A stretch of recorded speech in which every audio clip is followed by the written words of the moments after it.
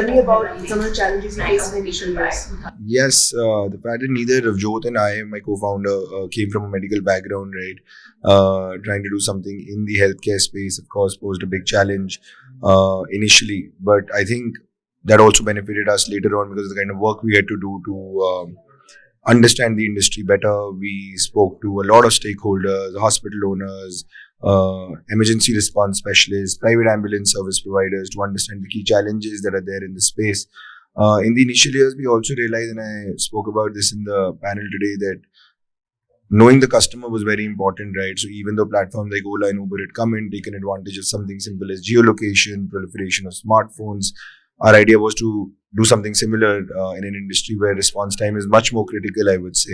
And the customer works very differently in our industry, right? So we had to understand how to reach out to people so that they know that who to call to when help is needed the most. So we took like different avenues to reach out, B2B models, working with corporate organizations, captive audiences via insurance companies to solve the problem of recall, especially in an industry where it's not a recurring service.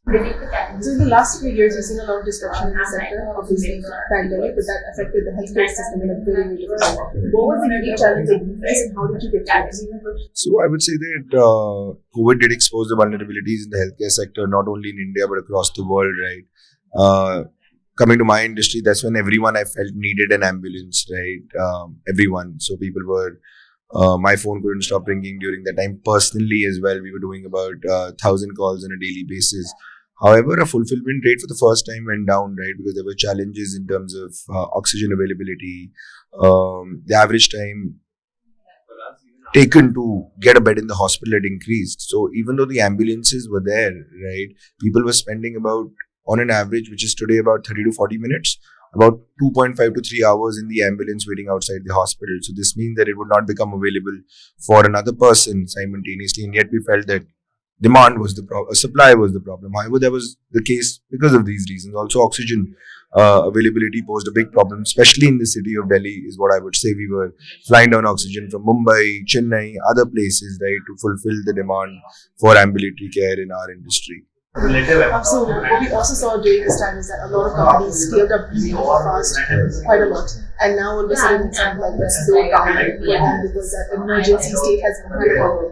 Is it the same for you or is it the opposite? No, I would say for us, the opportunity came in. We got a chance to work with government entities, right? We got to work with the government in Delhi. Today, we are running about 100 ambulances for the government for the last 3 years.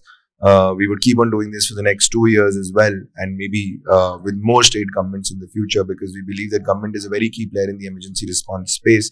They provide a service which is free for the people, right, at least, and they get majority of the calls across the state, right, via the 102, 108 service. Also allows us, a company like us, to showcase their execution capabilities in the same space, right, involving technology to provide a faster response time. In the last 3 years, we've been able to reduce the response time in the city of Delhi to about 11 minutes, which is on an average about 32 minutes when we started.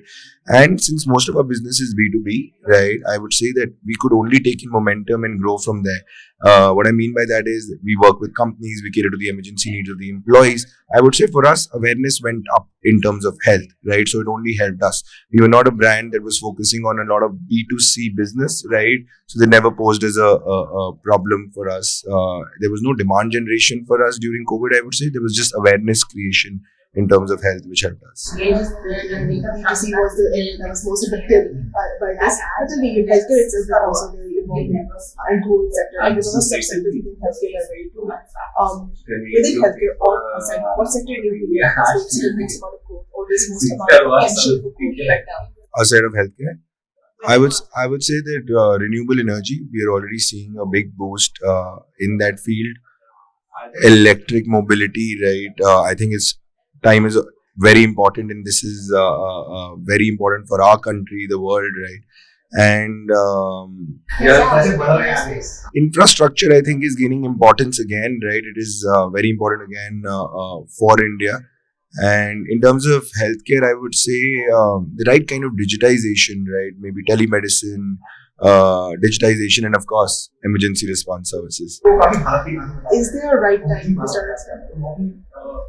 I would say no. Actually, there is no right time to start a startup. As an entrepreneur, it's when you need to be ready. You found the right problem. You understand the problem. What you need is then the motivation to say that I'm going to do this day in, day out. And once you believe that, I think that is the right time to start a company.